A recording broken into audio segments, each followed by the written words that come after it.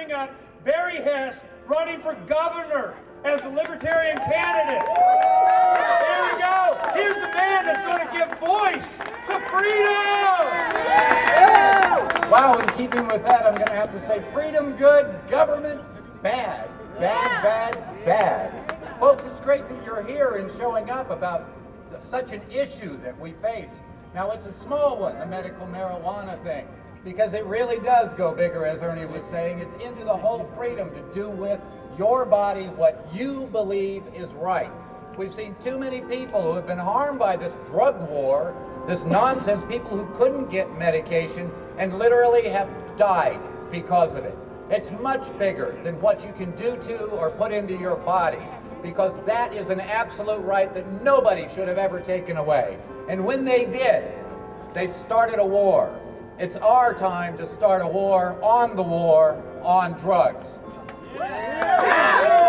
I think it's really funny because they try to hang you with that if you're a political candidate.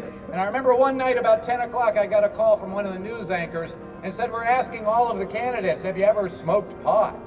I grew up in the 70s, folks, just to give you an idea. And I remember them asking, one of the independents who was running was kind of into himself, and he said, it's none of your business. And the Republican who was running said, never. And in that case, I actually believe him. Then they asked the Democrat who became governor, and she, of course, had experimented once in college, didn't like it. Yeah. So my answer was, they said, we need a quote. Have you ever smoked pot? And I said, oh man, now I'm running against one of the Kennedys, because they only experiment, everybody else is an addict. So my quote was, if Janet was an experimenter, then I was a researcher.